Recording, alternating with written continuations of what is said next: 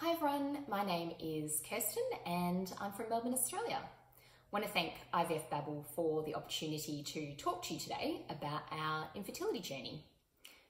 I believe that infertility isn't discussed enough, so it's magazines like IVF Babble and expos like this that are so important in creating awareness about infertility.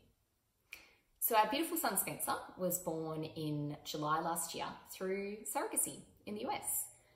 He is the light of our lives. He is full of energy, just like his dad, and he has the most infectious, cheeky smile and laugh. And we are so grateful to have him in our lives. But it wasn't easy. It took us 6 years. We had 16 failed IVF cycles, 4 failed IUI cycles, 3 miscarriages, and 2 surrogacy experiences. Ryan and I married in 2011, and it was shortly after that that we decided to try for a family. I was 32 at the time, Ryan was 30, and we perhaps naively thought it would be easy. Being a planner, I bought some ovulation test kits, I started taking folic acid, I read what to expect before you're expecting. But then a few months went by and no pregnancy. And it was around, I think, the 9 or 10 month mark that I got really upset one night about it. And we thought, right, enough's enough. Why don't we go see a fertility specialist? We can have a general chat, they can run a few simple tests, and we can get a clearer picture of what's happening. And it was at our first appointment that our specialist diagnosed me with having polycystic ovaries. And she prescribed Clomid to help ensure I would ovulate regularly. I remember leaving that appointment feeling so hopeful, thinking, oh, this was it all along. I'll just take this pill for a couple of weeks and we'll be pregnant in no time. But the next month my period arrived, and it arrived the month after that. And 4 months later, we're back where we started. Went back to the clinic where she recommended IUI. Track my ovulation, pop a catheter up there with Ryan's sperm at the exact time I'm ovulating. I mean, how could it not work? Well, it didn't, and we ended up having 4 failed IUI cycles. And it was also around this time that most of our friends were trying to have children. And with the exception of a small handful who were also suffering infertility, most of our friends fell pregnant quickly and easily. And while I was so happy for them, I also started to feel a bit envious because I desperately wanted what they had. And it felt like we were putting in all this hard work and yet nothing was happening. It just didn't feel fair to me. So having tried Clomid and IUI, we then decided to try IVF, and we changed to an IVF specialist. And looking back, we played that first appointment all wrong. We passively sat in that appointment, occasionally asking the odd question, agreeing with all the answers. If I had my time again, I would have been much more prepared. I would have taken in a comprehensive set of questions. I would have armed myself with knowledge. Wouldn't have been rushed out the door so quickly. And I wouldn't have accepted platitudes and vague statements like, it's not a matter of if, but when, or it's a numbers game. Not exactly helpful. It's my personal opinion that the IVF industry in Australia isn't regulated enough. So it's on you. Do your research, come prepared, challenge the specialists, get a second or even a third opinion if you feel you need it. So our first transfer failed, and I now know that the first transfer is often a test run to see how your body responds to the medication. But no one told us this at the time, so we're naturally really upset. For our second transfer, about 3 days before the pregnancy blood test, I started bleeding. Ugh, game over. Ryan kept saying, remember what the nurses said, isn't over until the blood test. Many women bleed during pregnancy. And I not so politely told him he was wrong. I knew my own body and I wasn't pregnant. Certainly did not expect the voice message from the nurse 3 days later, the day of the blood test. She said something like, the result is not what we're expecting. Call me back as soon as you get this. Shake your hands, give me a call. And it turns out I wasn't as in tune with my body after all, and I was pregnant. Only my HCG was 45, so it was low. And as much as you always hope it's going to be viable, I just kind of knew that I didn't think it would work out. Went back a couple of days later for a follow-up test, and while the HCG had risen, it wasn't high enough. The the nurse asked me to stop taking all my progesterone medication. A day later, I had a heavy bleed and thought, right, it's over. Went back a week later just for a standard follow-up blood test, but the HCG was still there and it has slowly risen. So at this point, we had a procedure to check for an ectopic pregnancy, which it wasn't, and to have a curette. Another heavy bleed, thought it was over. Went back a week later, HCG was still there, had slowly risen, not by enough. And it was at this point that we were just so fed up and confused. We had transferred in November and it was now January and we just had no idea what was going on. Finally, the term pregnancy of an unknown location was mentioned. The embryo had implanted somewhere in my body, but they had no idea where. The final treatment was methotrexate, a chemotherapy agent. I had one injection and then, yes, it was finally over. And I remember at work the following week, I felt so deflated and sad and angry and just pissed off, really. And a colleague had injured himself playing sport. And he got a lot of attention and support, as he should have, completely fair enough. But it really highlighted to me the silence of infertility. While he got all this support, I sat there in silence. I didn't tell anyone at work, I kept it all to myself. The World Health Organization defines infertility as a reproductive disease, yet so many of us hide it. I think for me, I often felt guilty. Why are we here? What am I doing wrong?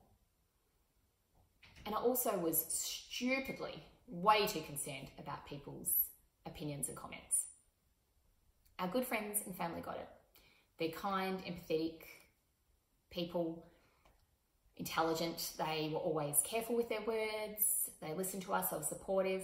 But it was once people knew outside that close family and friendship circle that the insensitive comments started to emerge. And there were plenty of them over the years. People would say, have you just tried relaxing? Or, it'll happen when you stop trying. Which was always a favourite of mine because I would think, actually, no, nothing will happen when we stop trying. Or have you and Ryan just tried a weekend away? And I would think to myself, wow, this is a disease, it is medical. 1 in 6 couples worldwide suffer infertility.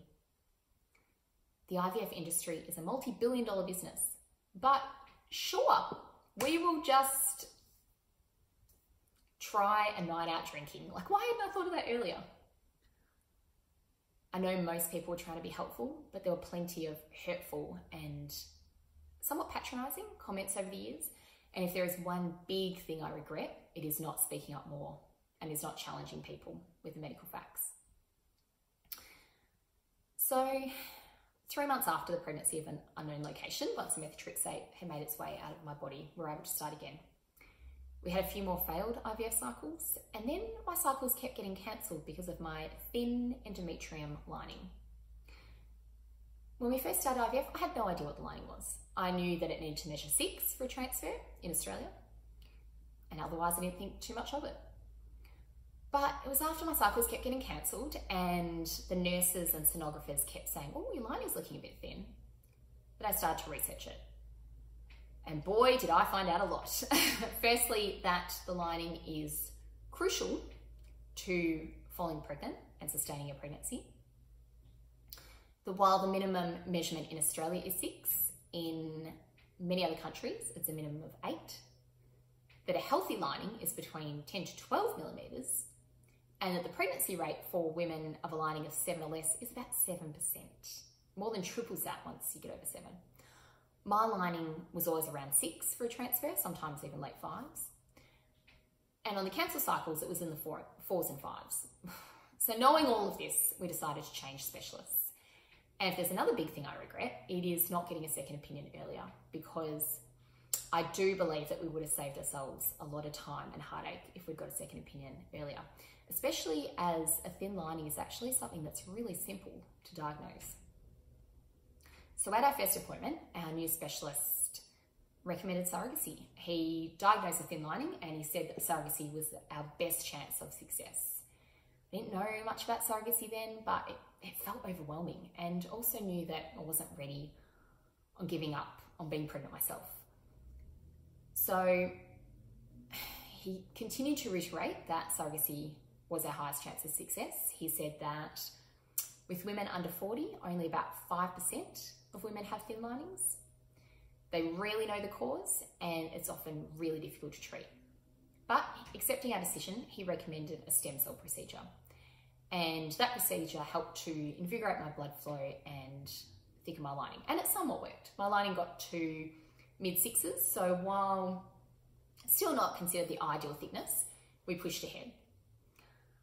I'd taken my fair share of bad news phone calls over the years, so Ryan took this call. And I still remember that day so clearly. I remember the meeting room, I remember the meeting, I remember it was 1:30. And this text came through from Ryan, and sandwiched between about 30 excited emojis were the words, "We're pregnant, call me as soon as you get this." And the high was enormous. But the next day, a bit of dread set in. I was petrified of something going wrong. Our first scan was at 7.5 weeks.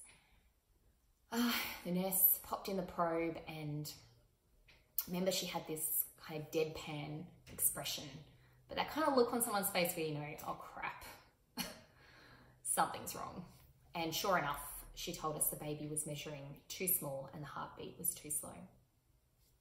And we were crushed. She asked us to come back a couple of days later for a follow-up scan. And at the follow-up scan, the heartbeat had stopped and the baby had passed. And we were naturally, we were absolutely heartbroken. I had a D&C procedure, and the specialist called a few weeks later to give me the biopsy results, and he told me that the baby, a girl apparently, was perfect and she had no genetic abnormalities. So it was then that I knew for sure. It wasn't the embryos that was the problem, it was me. It was a really hard thing to come to terms with, especially as now I knew that I would never be pregnant again myself. I would never carry our baby. But it was also the confirmation that we needed to do surrogacy. We started surrogacy in Canada, altruistic surrogacy, and through a woman, Julie, a selfless woman who had read our story and just felt compelled to help us. And we flew over for the transfer. It was a long flight, so it was about 18 hours from Melbourne to Toronto, but it was such an exciting milestone, and we were so keen to meet Julie in person. And we've been told that with PGS embryos and surrogacy, the success rate is up to 80%. So it felt like for the first time in a long time, the odds were strongly in our favour. But what happened next still upsets me when I think about it.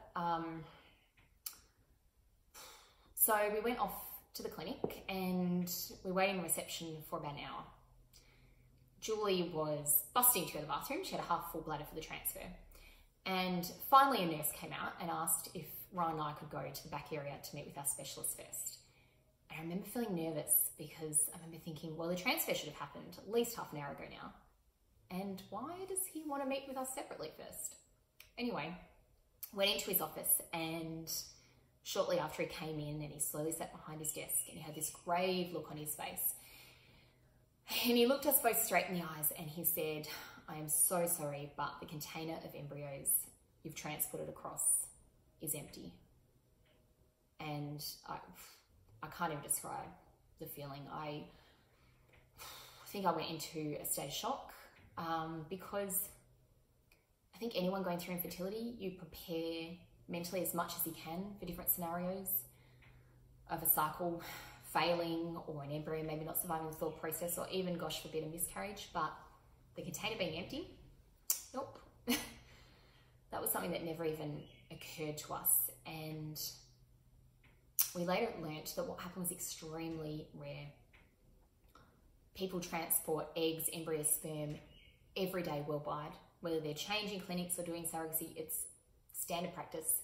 When we spoke to our clinics and lawyers in both Australia and Canada, no one had ever heard of this happening. So it was devastating, but it felt bitterly unfair. Any chance we had that day of having a baby was gone. So heartbroken, we stumbled back to Australia, and luckily we were able to collect some more eggs and create some more embryos. And we pushed ahead with 3 transfers in Canada, and all 3 failed.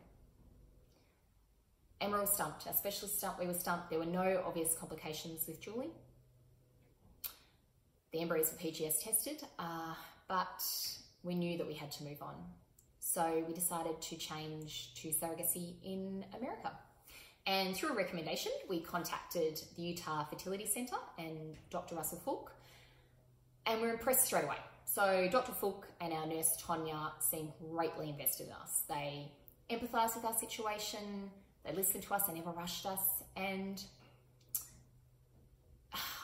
I would say that it's my personal opinion that the IVF industry in America, the level of patient care and the treatment is of a higher level than Australia. So it felt like for the first time in a long time that this was going to work, and we actually felt confident, and that was a really, really good feeling. So our beautiful surrogate Leah, we met Leah through Rocky Mountain Surrogacy Agency, and we Skyped with her and her husband Josh one night, and we had an instant bond, and we just knew that this was a woman who we wanted to carry our baby.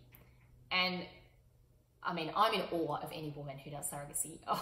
I mean, these women are incredible. Leah, just like Julie, didn't know us at all. Read our story, empathised, felt compelled to help us. Leah was willing to go through fertility treatment, pregnancy and birth to help give us a child. Yeah, incredible woman. I just believe surrogates are just absolutely incredible, incredible women. So our first transfer sadly failed, but Dr. Fulk had some good insights, and he recommended an endometrial receptibility array test to determine the best day and time to transfer. So he mentioned that actually 25% of women transfer on the wrong time, at the wrong time, and we happened to fit into that bucket. So we slightly altered our transfer time and it worked. And whoa, yeah, I'll never forget that phone call from Leah. We were just unbelievably happy, we were just ecstatic. Yeah, it was an amazing, amazing day. Our first scan was at 8 weeks and it went perfectly. Strong heartbeat, baby was measuring well, and Leah's hormone levels were high, and it felt like we could just finally breathe. It just felt so good. And I'd heard that the miscarry rate, once you get a strong heartbeat on a ultrasound, is about 5%. So we're like, it's happening now, it's finally happening, we are having a baby. We were so excited. Our next scan was at 10 weeks, and given the time difference, it was going to be about 3 a.m. So we decided not to Skype in. Josh would film the scan and we would give them a call when we woke up. I woke up at 6 a.m, checked my phone, no messages. Ugh, I just had that sinking feeling you get. Something's not right. Ryan was asleep, and I saw his phone on the bedside table, and I saw a WhatsApp message on his home screen from Josh, and I saw the words, "I'm so sorry, but we've lost the baby." Yeah, and it was heartbreaking. We honestly had felt like, you know, this was it. We're finally having a baby, and yeah, it was absolutely devastating. It's devastating for all of us, and I suppose the challenge of international surrogacy is that all we wanted to do was see Leah and Josh and all comfort each other, and we couldn't. We could only Skype them. So what had caused the miscarriage was a subchronic hematoma. Reasonably common during pregnancy. Many women can bleed with them. Not so common to cause miscarriage. And the other frustrating part is that they can't be prevented or treated. So it's just plain bad luck if you get one. And it was at this point that I resigned myself to think, we're never having children. The universe has spoken, it's just not in the cards for us. I just really thought it just wasn't meant to be. But we had a handful of good embryos left. Despite everything she'd gone through, Leah was willing to try again. Dr. Fulk talked us through what had happened, that it was rare. The positive was that Leah had fallen pregnant, and it would be extremely rare for it to happen again. So we decided to try one last time, and 9 months later, our beautiful son Spencer was born. And yeah, it was the most unbelievably happy day of our lives. And it really felt like the fight and the wait was all worth it. So I'll finish by saying, look, for anyone who's suffering infertility, I know that it can be brutal, it can be raw, it can be lonely, it's frequently misunderstood. But if you are suffering from infertility, there are many of us out there. Find those people, talk to them, lean on them, surround yourself with love and support, don't suffer in silence. And the other key point I'd get across is take control of your own infertility. Do your research, be prepared, ask the questions, arm yourself with knowledge, talk to people going through the same thing. And yeah, for anyone suffering infertility, I wish you all the best on your journey. I'm now popping into the networking lounge for half an hour. So if anyone has any questions or comments, please come in and post a question or comment. Otherwise, you can contact me through contact@kirstenmclennan.com. Please contact me anytime. And I wish everyone the best. Thanks very much and goodbye.